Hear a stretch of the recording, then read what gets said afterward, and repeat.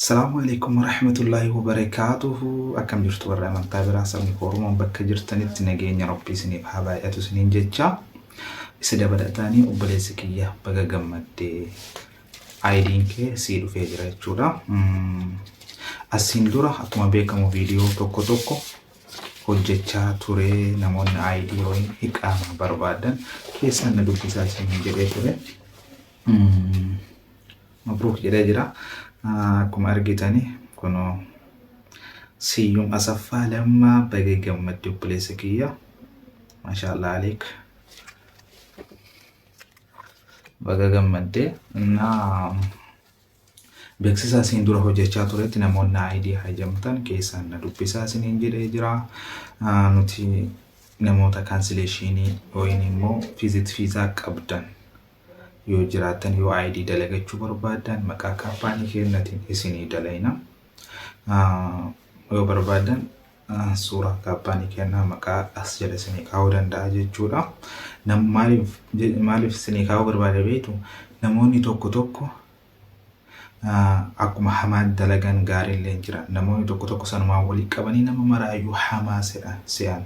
Sababa kanaaf obboleetti waa hubachuu qabdu tokko keessaa maayini namni tokko badaa yoo ta'e marti isaa badaa miti. Namoonni haqaan dalagatanii haqa ofii barbaadanis ni jira. Nuti isaan keessaa isa tokko shidee yaada sirkaa abbata hojjeta jedhanii miree ani sirkaa innaa sababa saniif jechuudha namoonni ID hajamtan akkasumas waan kamuu gara biyyaa erguu barbaadan kaargoo meeshaalee adda addaa isiniif ergina jechuudha. Akkasumas taaskii yoo hajamtan isin ergina.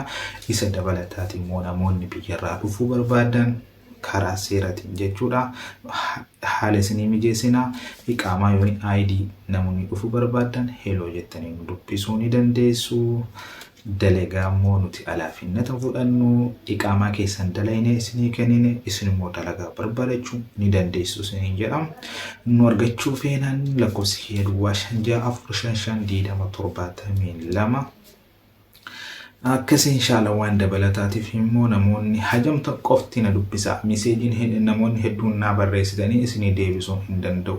Lakkoofsi kiyya asirra waan jiruuf namuma argitu nam tokko hojiif illee osoo hin ta'in yaani akkanuma namoonni namatti bilbilan hin jiranii. Sababa saniif namuma akkasiiti jedheetiin hin callisa jechuudha. Namoonni na hajamtanii hojiidhaaf namoonni na hajamtan irra deddeebitanii yoo isin bilbiltan bilbila keessan arguu ni danda'a yaani ni kaasa jechuudha. Namni kun nama hajate jedhee kaaniin alatti immoo namoonni akkanumaan bilbilan waan ta'eef akkanumaan barreessan waan ta'eef deebisuun natti ulfaatan mara jechuudha.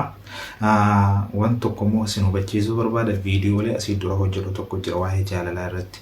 Amma waan san baay'ee hin hojjedhu maaf jennaan sababa hojiitiif biizii waan ta'eef naaf galatoomaa naaf jiraadhaa.